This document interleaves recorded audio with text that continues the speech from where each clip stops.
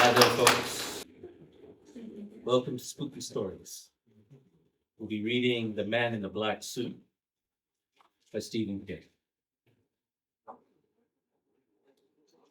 I'm now a very old man, and this is something which happened to me when I was very young, only 9 years old.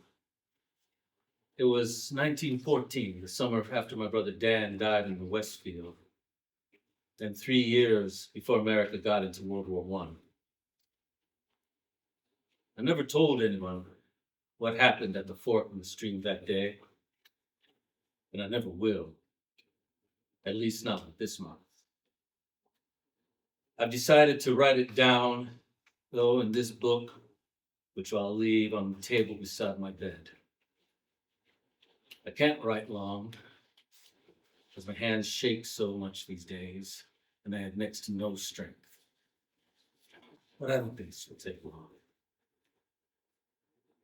I will write the story of how I met the man in the black suit on the bank of Castle Stream one afternoon in the summer of 1914. The town of Mountain was a very different world in those days, more different than I could ever tell you. That was a world with more different, with airplanes that didn't drone over the sky, a world without cars and trucks, where the sky wasn't cut and sliced overhead by power lines. There was not even a single paved road in the town. In those days before the Great War, most of Mountain was wood and logs, dark, long places full of mooses and mosquitoes, snakes and secrets. In those days, there were ghosts everywhere. This thing that I'm telling you about happened to me on a Saturday. My father gave me a whole list of chores to do, including some that would have been Dan's if he had still been alive. He was my only brother. He died of being stung by a bee. A year had gone by, and still my mother wouldn't hear it. She said it had to have been something else, that it had to have been, that no one has ever died being stung by a bee.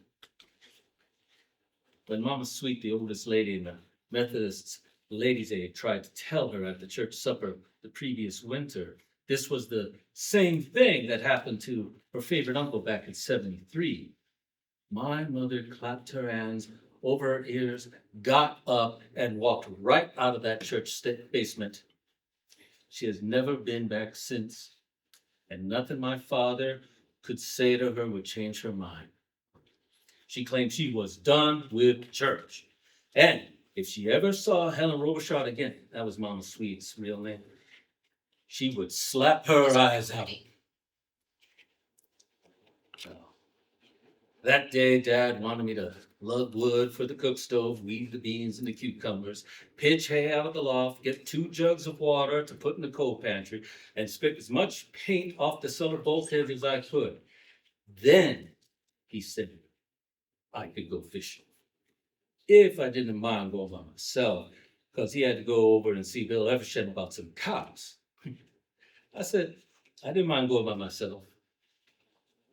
My dad smiled like that didn't surprise him. He had given me a brand new bamboo pole the week before. Not because it was my birthday or anything, but just because he liked to give me things every now and then. And I was wild to try it in Castle Stream, which was by far the troutiest brook I had ever fished. Now, don't you go too far in the woods, he told me. Not beyond where it splits. No, sir. Promise me? I promise, sir. Now promise your mother. We were standing on the back stoop. I was bound for the spring house with those water jugs when Dad stopped me. Now he turned me around to face my mother,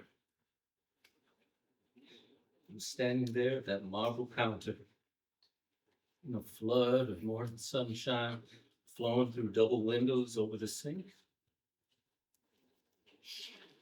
There was a curl of her hair lying over the side of her forehead, just touching her eyebrow. See how well I remember it? Bright light turned that little curl into filaments of gold that just made me want to run to her and put my arms around her. That instant, I saw her as a woman. I saw the way my father must have seen her. She was wearing a house dress with little red roses on it. I remember. She was kneading bread, and Candy Bill, a little black Scotty, he was standing alertly beside her, looking up, waiting for anything that just might drop.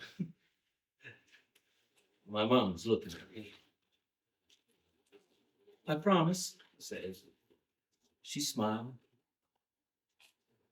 It was the weird kind of smile she always had since my father brought Dan back from the Westfield in his arms. My father had come home sobbing and bare-chested.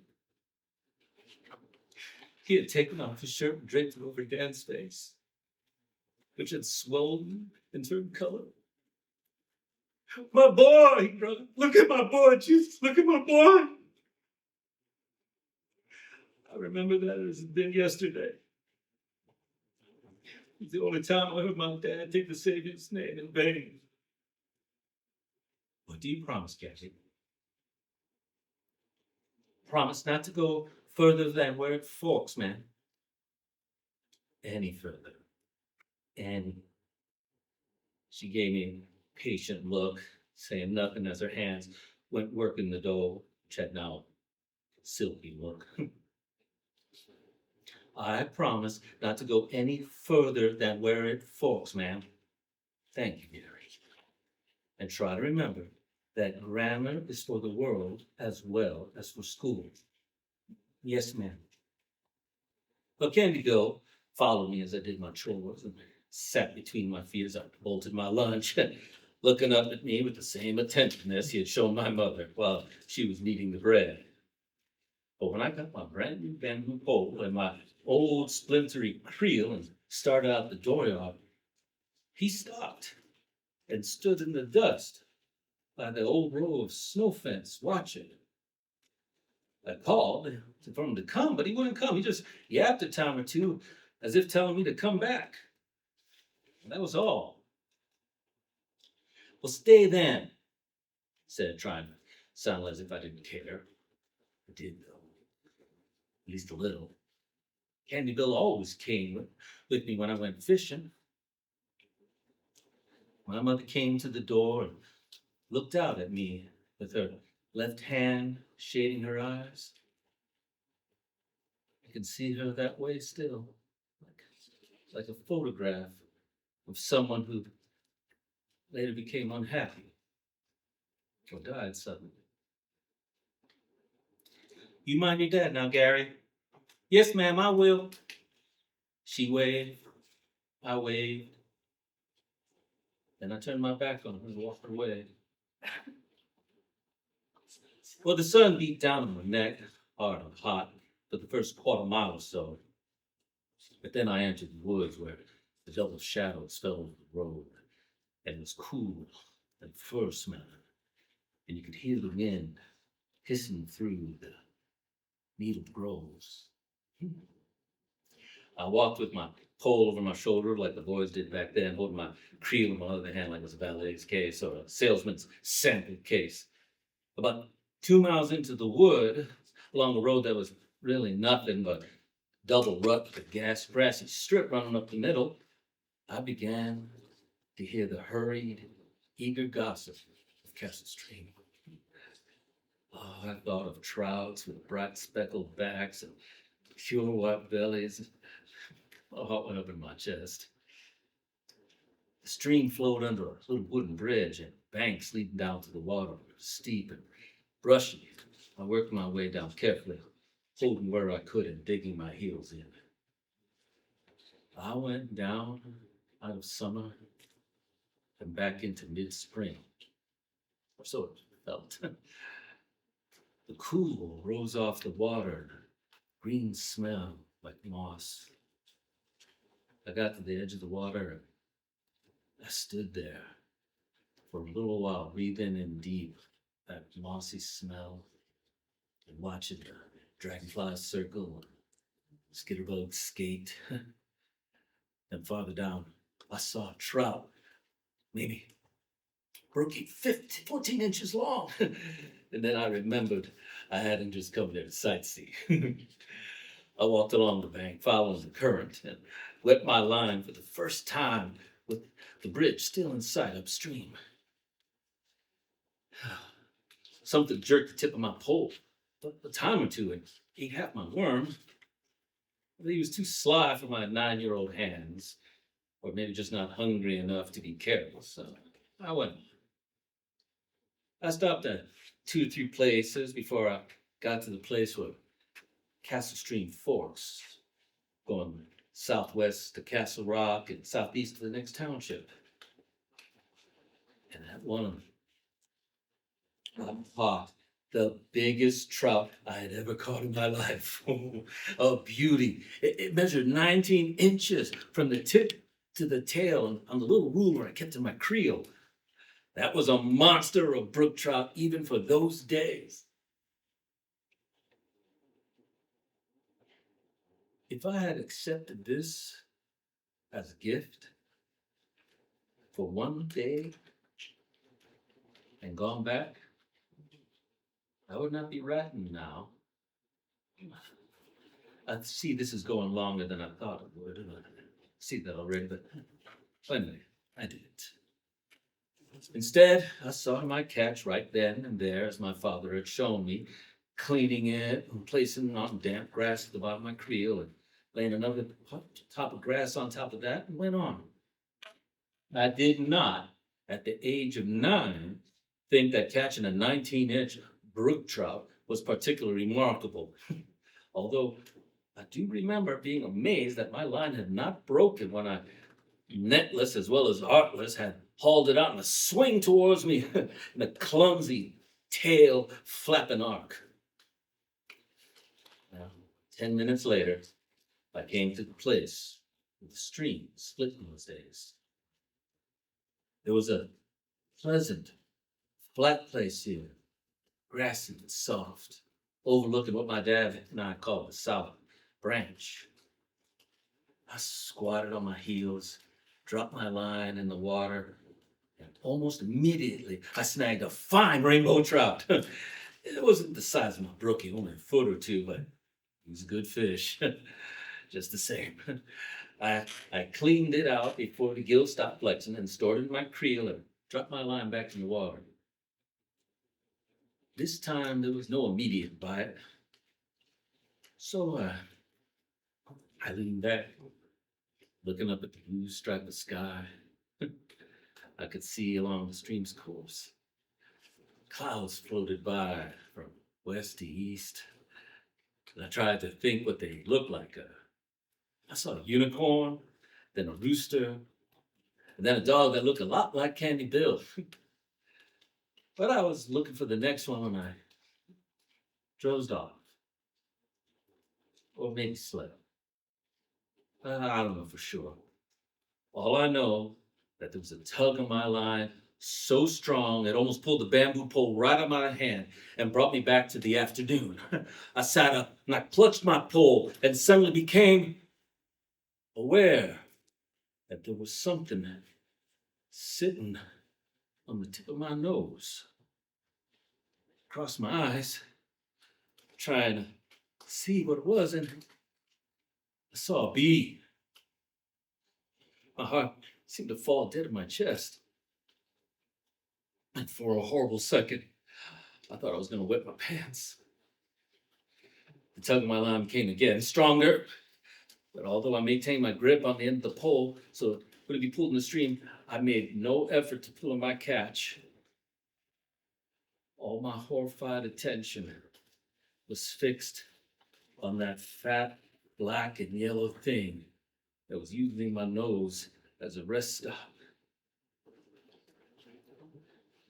I slowly poked out my lower lip and blew upwards.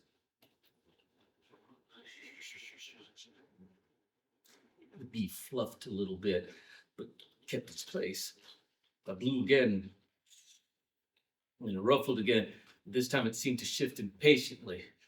I didn't dare blow again for fear it would lose its temper completely and give me a shot. It was too close for me to focus on what it was doing, but it was easy to imagine. It ran and had sting into one of my nostrils and shoot the poison up towards my eyes and into my brain. A terrible idea came to me that this was the very bee that killed my brother. I knew it wasn't true. Not only because honeybees probably didn't live longer than a single year, it couldn't be true because bees died when they stung. Even at 9, I knew that. Their stingers were barbed, and when they tried to fly away after doing the deed, they tore themselves apart. Still, the idea stayed. This was a special bee, a devil bee, and it'd come back to finish the other of Alon and Loretta's boys. And here's something else. I had been stung by bees before, although the stings had swelled more than is perhaps usual. I never died from them. That was only from my brother. Terrible trap which had been laid for him in his very making. A trap which somehow I had escaped. But I crossed my eyes until they hurt in an effort to focus on that bee. Logic did not exist. It was the bee that existed. Only that. The bee that killed my brother killed him so bad that my father slipped off his coveralls and taken off with his shirt to cover Dad's face. Even the depths of his grief, he had done that because he didn't want his wife to see what happened to his firstborn. Now the bee had returned, and now it would kill me. It would kill me, and I would die in convulsions on the bank, flopping about just like a brookie flops after you take the hook out of its mouth.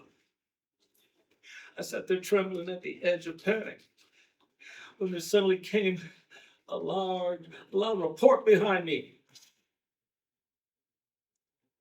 It was sharp and preparatory, like a pistol shot. But I knew it wasn't a pistol shot. It was someone clapping his hands. One single clap. And at that moment it came, the bee tumbled off my nose and fell into my lap. It lay there in my pants with its legs sticking up and its stinger in a threatless black thread against my scuffed old brown corduroys. It was dead as a doornail. I saw that. At that moment, the pole gave another tug, the hardest yet. I almost lost it again. I grabbed it with both hands and gave it a big, stupid yank that would have made my father clutch his head with both of his hands if he had seen me do this. It was a rainbow trout, a good bit larger than the one I'd already caught. It rose out of the water in a wet, withering splash, spilling fine drops of water from the film of its tail. It looked like one of those pictures on the romanticized fiction pictures, you know, like on the covers of men's magazines like True and Man's Adventures back in the 40s and the 50s. At that moment, hauling in one big arc, one last thing was on my mind, but however, the line snapped and the fish fell back into the stream. But I barely noticed.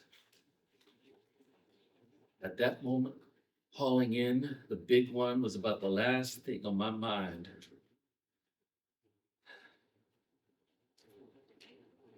I looked over my shoulder to see who clapped. It was a man standing above me at the edge of the trees. His face was very long and pale, and his black hair was combed tight against his skull, and part of it rigorous care on the left side of his narrow head. He was very tall. He was wearing a black three-piece suit. And I knew right away he was not a human being, because his eyes were orangey red flames like a wood stove. And I don't just mean the irises, because he had no irises and no pupils and certainly no whites. His eyes were completely orange, an orange that shifted and flickered. It's really not too late not to say what I mean, isn't it? He was on fire inside, and his eyes were like the little glass portholes you see on stove doors. My bladder let go, and that scruff brown that the dead bee was lying in got much darker. I was hardly aware what had happened, and I couldn't take my eyes off the man. He was standing on the top of the bank looking down on me. The man had walked out of 30 miles of trackless western Maine woods in a fine black suit and narrow shoes of gleaming leather. I could see a watch chain looped across his vest, glittering in the summer sunshine. There was not so much of a single pine needle on him. And he was smiling at me. Why, it's a fisher boy, cried a mellow, pleasing voice. Imagine that! Are we well met, fisher boy? Hello, sir. That voice that came out of me did not tremble, but it did not sound like my voice either. It sounded older, like Dan's voice, maybe, or my father's even. And all I could think of was that maybe he would let me go if I pretended not to see what he was. If I pretended I didn't see the flames dancing and glowing where his eyes should have been. I saved you from a nasty sting, perhaps, he said. And then to my horror, he came down the bank to where I sat with the dead bee in my wet lap and my bamboo fishing pole in my nerveless hands. His slick-soled city shoes should have slipped on the low grassy weeds which dressed the steep bank, but they didn't. Nor did they leave any tracks behind, I saw. And where his feet touched, or seemed to touch, there was not a single broken twig, crushed leaf, or a trampled shoe shape. And even before he reached me, I recognized the aroma baking up from under the skin of that suit. The smell of burned matches. The smell of sulfur. The man in the black suit was the devil. He walked out of the deep woods, and now he was standing here beside me. And from the corner of one eye, I could see his hands were as pale as a store window dummy, and the fingers were hideously long. He hunkered down beside me on his hands, his knees popping just as knees of any normal man might. When he moved his hands so they dangled between his knees, I saw that each one of those long fingers ended in not what was a fingernail, but a long yellow talon. You didn't answer my question, fisher boy, he said in a mellow voice, which was, now that I think of it, like one of those radio announcers in the big band shows years later. Are we well met? Please don't hurt me, I whispered, in a voice so low I could barely hear it. I was more afraid than I could ever write down, more afraid than I can remember, but I do. It never crossed my mind to hope I was having a dream. Although I might have, I suppose, if I had been older. But I wasn't older. I was 9. And I knew the truth when it squatted down on its hunkers beside me. I knew a heart from a handsaw, as my father would have said. The man that had come out of the woods on that Saturday afternoon in midsummer was the devil. And inside the empty holes of his eyes, his brain was burning. "Oh, do I smell something?" he asked, as if he hadn't heard me, although I knew he had. "Do I smell something wet?" He leaned forward toward me with his nose stuck out like of someone who means to smell a flower. And I noticed an awful thing. As the shadow of his head trailed over the bank, the grass turned yellow and died. He lowered his head towards my pants and sniffed, his glaring eyes half closed as if he had inhaled some sublime aroma and wanted to concentrate on nothing but that. "Ooh, bad. Lovely, bad," then chanted. "Opal, diamond, sapphire, jade. I smell Gary's lemonade." He threw himself on his back in that little flat place and laughed wildly. It was the laugh of a lunatic. I thought about running, but my legs seemed to be 2 counties away from my brain. I wasn't crying, though. I'd wet my pants like a baby, but I wasn't crying. I was too scared to cry. I suddenly knew that I was going to die, and probably painfully. But that wasn't the worst of it. The worst of it was that it might not be. The worst of it might come later. I was dead. He sat up suddenly, and the smell of burnt matches fluffed out from his suit, making me all gaggy in my throat. He looked at me solemnly. From his narrow white face and burning eyes, but there was a sense of laughter about him, too. There was always a little sense of laughter about him. "Sad news, Fisherboy. I've come with sad news." I could only look at him. The black suit, the fine black shoes, the long white fingers that ended not in nails, but in talons. "Your mother is dead." "No!" I cried. I thought of her makeup red, getting the curl, her hairline across her forehead, just touching her eyebrows, standing there with the strong morning sunlight. And a terror swept over me again, but not for me this time. And I thought how she looked when I set off with my fishing pole, standing in the kitchen doorway with her hand shading her eyes. She looked at me like the moment of a photograph of someone you expected to see again, but you never did. "No, you lie!" I screamed. He smiled, the sadly patient smile of a man who's been falsely accused. "I am afraid not. It was the same thing that happened to your brother Gary. It was a bee." "No, that is not true," I said now, and I did begin to cry. "She's old. She's 35. If a bee sting could kill her the way it did Danny, she would have died a long time ago. You're a lying bastard." I had called the devil a lying bastard. On some level, I was aware of this. But the entirety front of my mind was taken up with the enormity of what he just said. My mother was dead?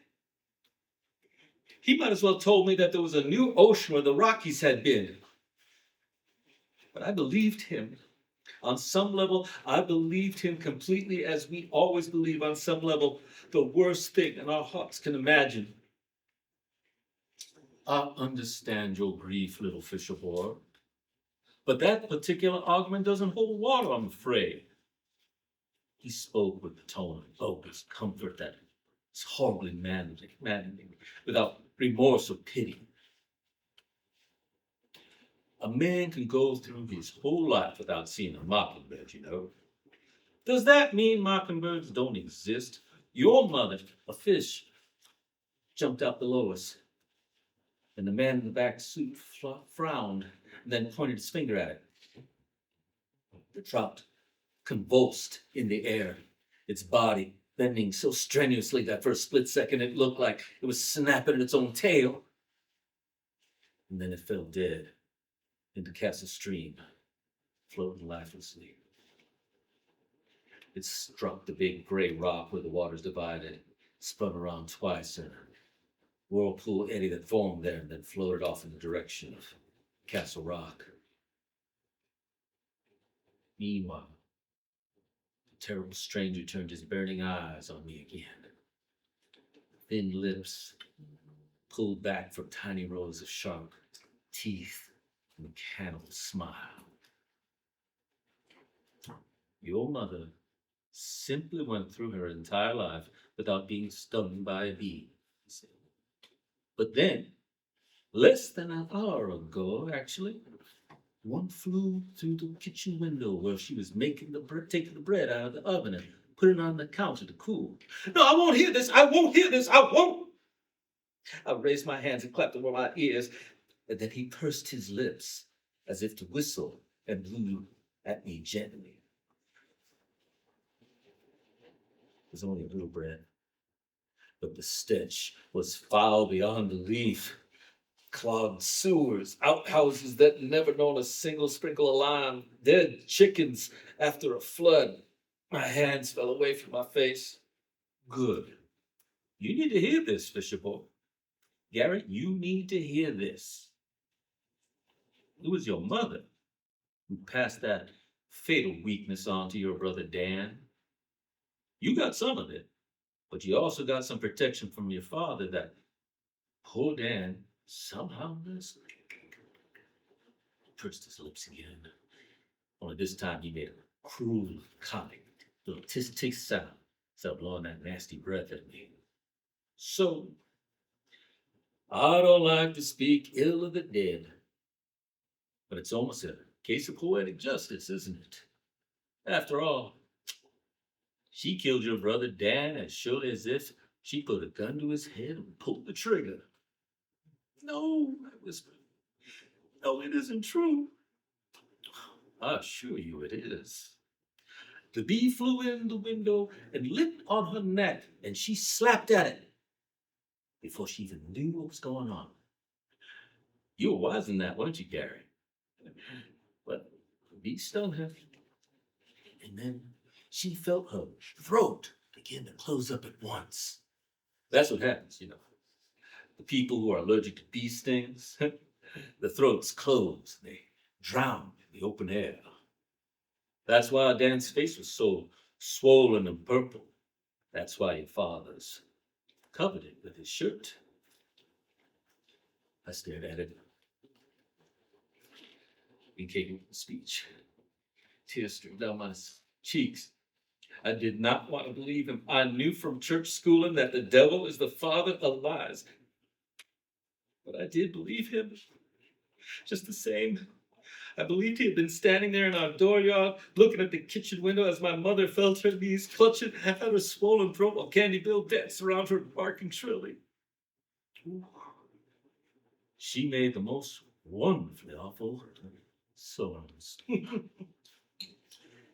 She scratched at her face quite badly, and her eyes bulged out like frog eyes. She wept. She wept as she died. Isn't that sweet? Oh, and here's the most beautiful thing of all. After she was dead, after she'd been lying on the floor for 15 minutes or so with no sound but the stove ticking, with that little stick of bee stinger still poking out the side of her neck, so small, so small. Do you know what Candy Bill did? That little rascal licked away her tears from one side to the other. He looked thoughtfully at the stream for a moment. His face was sad and thoughtful.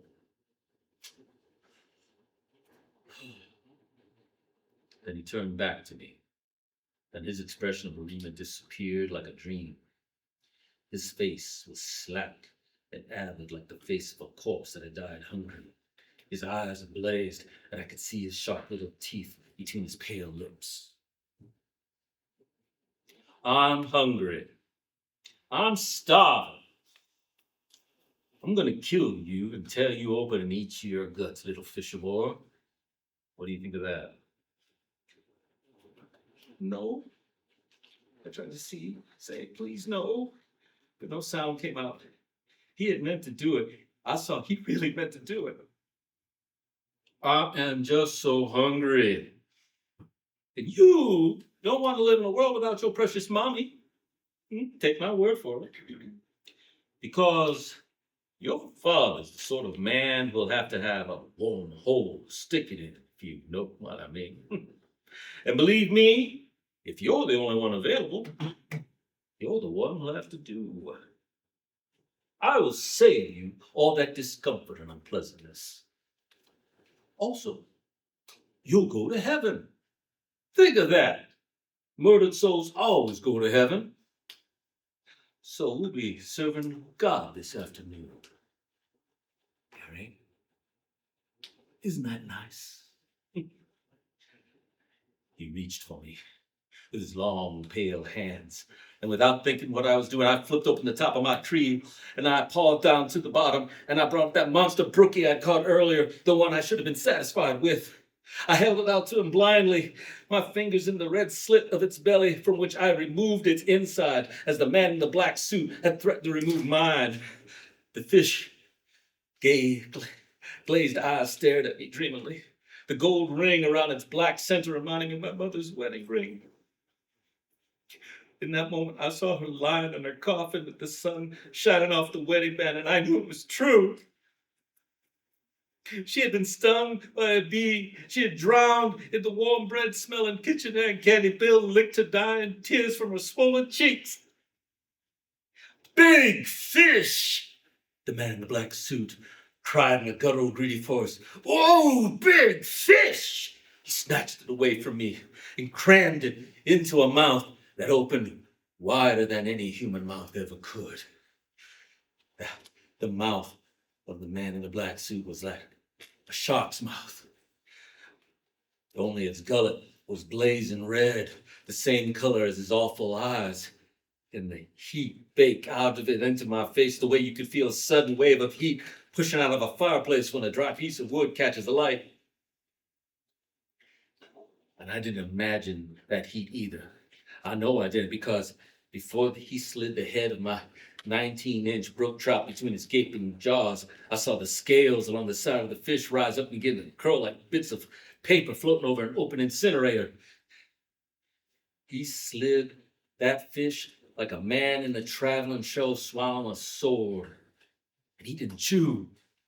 His blazing eyes bulged out as an effort, and the fish went in, and his throat bulged as it slid down his gullet. And now he began to cry tears of his own, except his tears were blood, scarlet, and thick. I think the sight of those bloody tears gave me my body back. I don't know why it should have been, but I think it was. I bolted to my feet like a jack released from its box. I turned with my bamboo pole still in one hand and fled up the bank, bending over, tearing out tough bunches of weeds with my free hand in an effort to get up the slope more quickly. He made a strangled, furious sound, the sound of a man with too much in his mouth. And I looked back just as I got to the top, and he was coming after me. The man in the black suit, flapping his coat behind his thin gold chain, flashing and winking in the sun. The tail of the fish still protruded from his mouth, and I could smell the rest of it roasting in the oven of his throat. He reached for me with his talon-like hands, and I fled on top along the bank. After 100 yards or so, I found my voice, and I went to screaming in fear, of course, but screaming in grief for my beautiful dead mother. and he was coming after me. I could hear the snapping of the branches and the whipping of the brushes, but I didn't look back again. I lowered my head and slid my eyes against the bushes and the low-hanging branches along the stream bank, and I ran as fast as I could. And at every step, I expected to feel his hands descending on my shoulders, pulling me back into a final hot hug. But that didn't happen. No. For some unknown length of time later, I couldn't have been more than 5 or 10 minutes. But it seemed like forever. I saw the bridge through the layers of trees, leaves, and furs, still screaming, but breathless now, sounding like a tea kettle that almost ran dry. I reached the second steeper bank and charged up it. Halfway to the top, I slipped to my knees and I looked over my shoulders. And I saw the man in the black suit almost at my heels. His white face pulled into convulsions of fury and greed, and his cheeks were splattered with bloody tears, and his shark's mouth hung open like a hinge. "Fisherman!" he snarled, and he started up the bank after me, grasping at my foot with his long hand. I tore free in turn and threw my fishing pole right at him. He batted down easily, but it tangled in his feet somehow, and he went down on his knees. I didn't wait any more to see anything. I turned and I bolted to the top of the slope. I almost slipped at the very top, but I managed to grab one of the support struts running beneath the bridge and save myself. "You can't get away from me, fisher boy!" He sounded furious, but he sounded almost like he was laughing. "It takes more than a mouthful of trout to fill me up. Leave me alone!" I grabbed the bridge's railing and threw myself over in a clumsy somersault, filling my hands with splinters and bumping my head so hard on the boards. When I came down, I saw stars. I rolled over on my belly and I began crawling. I lurched to my feet just before I got to the end of the bridge, stumbled once, found my rhythm, and I began to run.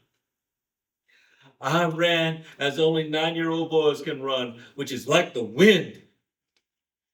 It felt as if my feet only touched the ground every third or fourth stride, and for all I knew, that may be true. I ran straight up the right-hand wheel rut in the road. I ran until my temples pounded and my eyes pulsed in their sockets. I ran until I had a hot stitch in my left side from the bottom of my rib cage to my armpit. I ran until I could taste blood and something like metal shavings in the back of my throat. When I couldn't run anymore, I stumbled to a stop. And I looked back over my shoulder, puffing and blowing like a wind-broke horse.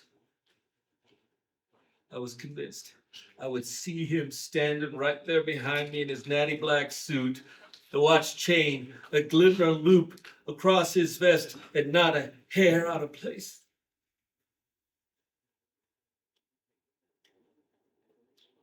But he was gone. The road stretching back to Castle Stream between the darkly massed pines and spruces was empty. Yet I sensed him somewhere near those woods, watching me with his grass fire eyes, smell of burnt matches and roasted fish. I turned and began walking as fast as I could, limping a little. I pulled muscles in both my legs. When I got out of bed the next morning, I was so sore I could barely walk. I didn't notice those things then, though. I just kept looking over my shoulder, needing again and again to verify that that road behind me was empty. It seemed each time I looked, but those backward glances, it just increased my fear rather than lessening it. The furs looked darker, and I kept imagining what lay behind those trees, which marched beside the road. Long, tangled corridors of forest, leg-breaking deadfalls, ravines, wherever anything might live. Until that Saturday, 1914, I thought that bears were the worst thing that forest's got hold. Now, I know better. A mile or so further up the road, I saw my father walking towards me, whistling the old oaken bucket. He was carrying his own rod, the one with the fancy spinning reel. In his other hand, he had his creel, the one with the ribbon my mother had woven through the handle when Dad was still alive. Dedicated to Jesus, that ribbon said. I had been walking, but when I saw him, I started to run, screaming, "Dad! Dad! Dad!" at the top of my lungs, and I staggered from side to side on my tired, sprung legs like a drunken sailor. The expression of surprise on his face when he recognized me might have been comical in other circumstances, but not under these. He dropped his rod and creel right there on the road without so much as a downward glance, and he ran to me. It was the fastest I ever saw my father run in my life. And when we came together, it was a wonder the impact didn't knock us both senseless. I struck my little face into his belt buckle hard enough to start a little nosebleed. I didn't notice until later, though. Right then, I only reached out with both my arms and I clutched him as hard as I could. I held on and rubbed my hot little face back and forth across his belly, covering his old blue work shirt with blood, tears, and snot. "Gary, what is it? What happened? Are you all right?" "Ma's dead!" I met a man in the woods, and he told me Ma's dead. She got stung by a bee, and it swelled her all up. What was happening to Dad, and she's dead. She's on the kitchen floor. He can't even lick the tins off her face. Face was the last word I had to say. By then, my chest was hitching so badly I couldn't get it out. My tears were flowing again, and my dad's startled, frightened face had blurred into 3 overlapping images. I began to howl. Not like a little kid who skinned his knee, but like a dog who's seen something bad like moonlight. And my father pressed my head against his hard, flat stomach again. I slipped out from under his hand, though, and looked back over my shoulder. I wanted to make sure the man in the black suit wasn't coming. There was no sign of him. The road winding back into the woods was completely empty. I promised myself I would never go back down that road again. Not ever, no matter what. And I suppose now God's greatest blessing to his creatures below is that they can't see the future. It might have broken my mind that if I'd known I'd be going down that road not 2 hours later. For that moment, though, I was only relieved to see me was still alone. I thought of my mother, a beautiful dead mother. I laid my face against my father's stomach and bawled some more. "Gary, listen to me," he said a moment or two later. I went on bawling. He gave me a little bit longer to do that. Then he reached out and lifted my chin up so I could look into his face. "Your mother's fine," he said. I could only look at him with the tears streaming down my face. I didn't even believe him. "I don't know who told you different, or what kind of dirty dog would want to put a scare like that into a little boy. But I swear to God, your mother's fine." But he said, "I don't care what he said. I got back from Efferson's earlier than I expected. He didn't want to sell any cows. It's just all talk. And I decided I had time to catch up with you. So I got my pole, my creel, and your mother made us a couple of jelly foldovers. The new bread, still warm. She was fine a half hour ago, Gary. And there's nobody knows any different that comes from this direction. I guarantee you. Not just a half hour's time." He looked over my shoulder. "Who was this man? And where is he? I am going to find him and thrash him within an inch of his life." I thought of 1,000 things in just 2 seconds. That's what it seemed like anyway. But the last thing I thought was the most powerful. If my dad met up with the man in the black suit. I didn't think my dad would be the one to do the thrashing or walking away. I kept remembering those long white fingers and the talons at the end of him. Gary, I don't remember. Were you where the stream splits? The big rock? I could never lie to my father when he asked a direct question, not to save my life or his. Yes, but don't go down there. I seized his arm with both my hands and tugged hard. Please, please don't go. He was a scary man. Inspiration struck me like a lightning bolt. I think he had a gun. He looked at me thoughtfully. Maybe there wasn't a man, lifting his voice a little on the last word, turning to something else, almost, but not quite a question. Maybe you fell asleep while you were fishing, son, and you had a bad dream, like the ones you have about Danny last winter. I had a lot of bad dreams about Danny last winter. Dreams where I'd open the door to our closet, with the dark, fruity interior of the cider shed, and I could see him standing there, looking at me with his purple, strangulated face. And from these dreams, I had awakened, screaming, and awakened my parents as well. I had fallen asleep on the bank of the stream for a little while, too. I dozed off anyway. But I hadn't dreamed that. I was sure I was awakened just before the man in the black suit clapped that bee dead, sending it tumbling off my nose and into my lap. I hadn't dreamed the way I had dreamed Dan. Was quite sure of that.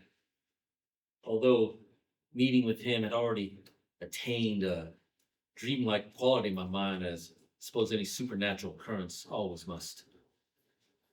But if my dad thought the man only existed in my own head, maybe that was better. Better for him. It might have been a guess. Well, we ought to go back and find your rod and your creel. He actually started in that direction. I had to tug him frantically back and turn him towards me. Dad, please, Dad. I want to see Mother. I got to see her with my own eyes. He thought it over and then nodded. Yes, I suppose you do. All right, we'll go home first and get your rod and creel later. So we walked back to the farm together. My father with his fish pole on his shoulder, just like one of my friends. Me carrying his creel. Both of us eating folded over slices of my mother's bread, smeared with black currant jam. Did you catch anything? He asked as we came inside of the farm. Yes, sir. A rainbow, pretty good size. Then a brookie, though, a lot bigger, I thought, but I didn't say. Biggest one I ever saw, to tell the truth.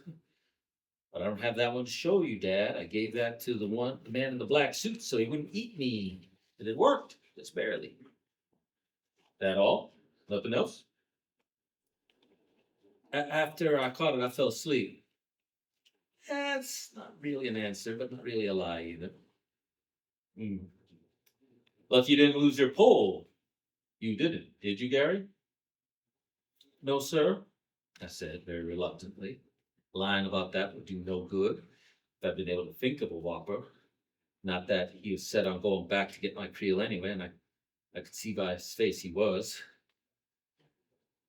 Up ahead, Candy Bill raced out the back door, barking his shrill bark, wagging his whole rear end back and forth the way Scotties do when they're excited.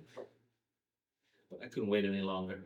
Hope and anxiety bubbled out of my throat like a foam. I broke away from my father, and I ran to the house, still lugging his creel, still convinced in my heart of hearts that I was going to find my mother dead on the kitchen floor with her face swollen purple like Dan's been, when my father carried him in from the Westfield crying and calling out the name of Jesus. When she was standing at the counter, and she just was well and fine, as we had left her, humming a song as she shelled peas into a bowl. She looked at me first in surprise and then in fright as she took in my wide eyes and pale cheeks. Gary, what is it? What's the matter? I didn't answer. I only ran to her and covered her with kisses. At some point, my father came in and said, "Don't worry, Lo. He's all right. Just had one of his bad dreams down there by the brook. Pray God this be one of the last of them." She hugged me tighter while Candy Bill danced around our feet barking his shrill bark. "You don't have to come with me if you don't want to, Gary," Father said, although he had already made it clear that he thought I should. That I should go back, that I should face my fear, I suppose as folks would say nowadays. That's very well for fearful things that are all make-believe, but 2 hours hadn't done much to change my conviction that the man in the black suit had been real. I wouldn't be able to convince my father that anyway. I don't think a 9-year-old ever lived would have been able to convince his father that he'd seen the devil come out of the woods in a black suit. "I'll come," I said. I'd walked out of the house to join him before he left, mustering all my courage in order to get my feet moving. And now we were standing by the chopping block in the side yard not far from the woodpile. "What do you have behind your back?" I brought it out slowly. I would go with him. I would hope the man in the black suit with the arrow straight parked down the left side of his head was gone. But if he wasn't, I wanted to be prepared as I could be anyway. I had the family Bible in my hand. I brought it out from behind my back. My father looked at the old Bible, swelled with family documents and pictures, and I thought he'd tell me to put it back, but he didn't. Look of mixed grief and sympathy crossed his face, and he nodded. "All right. Does your mother know you took it?" "No, sir." "Then we'll hope she doesn't spot it gone before we get back. Come on, don't drop it." A half hour or so, the two of us stood on the bank looking down at the place. Castle Stream forked.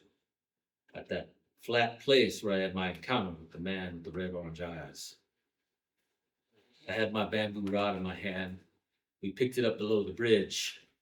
My Creole lay down below on the flat place. Its wicker basket lid flapped open. We were looking down, my father and I, for a long time. Neither of us said anything. Opal, diamond, sapphire, jade.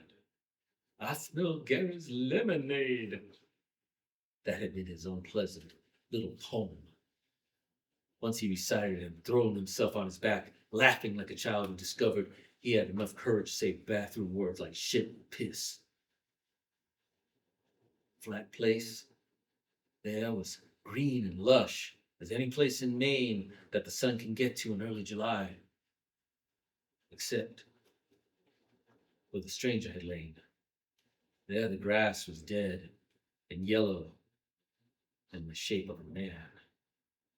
I looked down and I saw I was holding a lumpy old family Bible straight in front of me, both my thumbs pressing so hard that on the cover that they were white.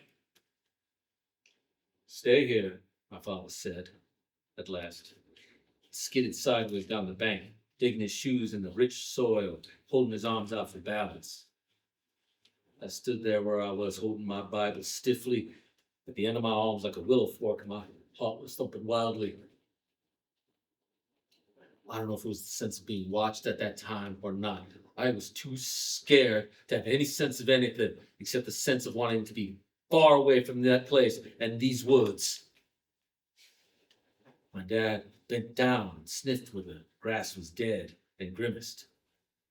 I knew he was smelling something like burnt matches. Then he grabbed my creel and came up the bank, hurrying.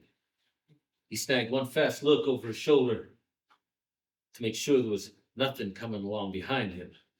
Nothing was. When he handed me creel, the lid was hanging back on its little leather hinges. I looked inside and saw nothing but 2 handfuls of grasses. "I thought you said you had a rainbow." Maybe you dreamed that too. Something in his voice stunned me. No, sir, I caught one. Well, sure as hell didn't flop out. Not if it was gutted and clean. And you wouldn't put a catch in your fisher box without doing that, would you, Gary? I taught you better than that. Yes, sir, you did. But so, you didn't dream catching it. And if it was dead in the box, something must have come along and eaten it. When my father said that, he grabbed a second glance over his shoulder, another quick glance, eyes wide,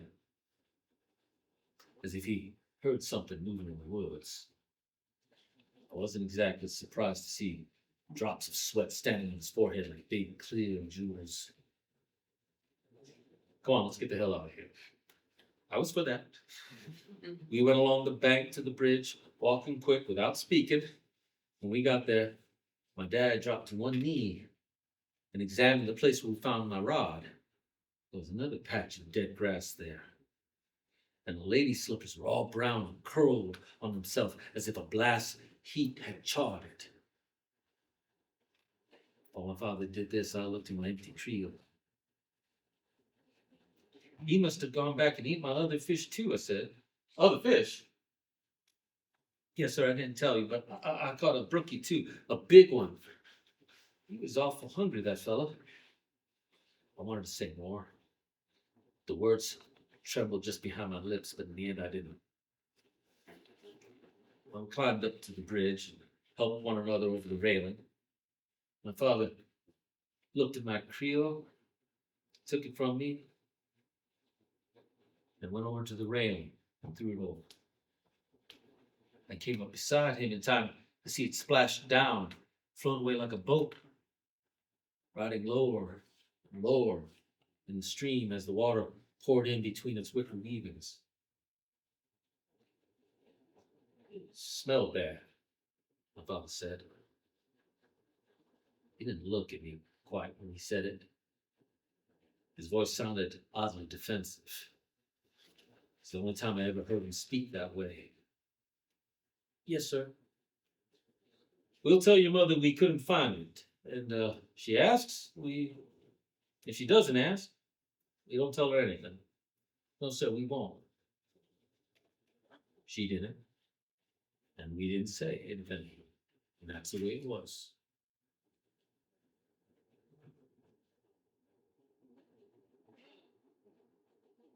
That day in the woods is 81 years gone now. For many of the years in between, I never really thought about it. At least not awake.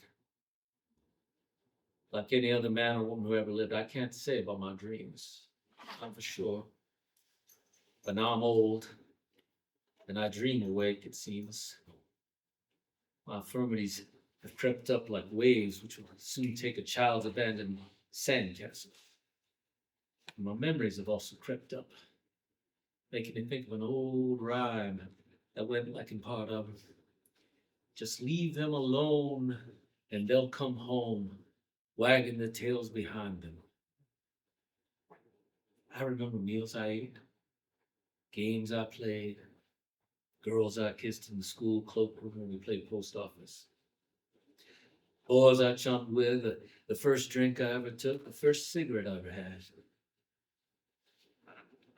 Yet of all those memories, the one in the black suit, the man in the black suit, glows with its own spectral haunted light. He was real. He was the devil. And that day, I was either his errand or his luck. And I feel more and more strongly that escaping him was my luck. Just luck. Not the intercession of the God I have worshipped and sung hymns to all my life. As I lie here in my room, I tell myself, I need not fear the devil, that I have lived a good, kindly life. I need not fear the devil. Sometimes I remind myself that it was I Not my father, who finally coaxed my mother to come back to church later that summer. In the dark, though, however, these thoughts have no power to ease or comfort. In the dark comes a voice that whispers that the 9-year-old boy I was had done nothing for which he might legitimately fear the devil either. Yet, the devil came. And in the dark, sometimes I hear that voice drop even lower into ranges which are inhuman. Big fish, whispers, in tones of hushed greed, and all the truths of the moral world fall into ruin before its hunger. Big fish. The devil came to me once long ago. Suppose he were to come again. I am too old to run now, and I can't even get to the bathroom and back without my walker. And I had no fine, large brook trout which to propitiate him either, even for a moment or two. I am old, and my creel is empty. Suppose he would come back again and find me so. And suppose he's still hungry.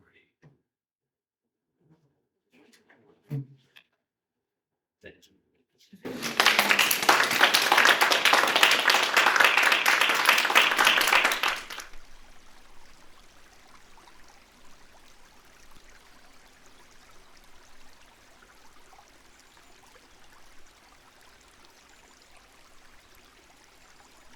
Big fish.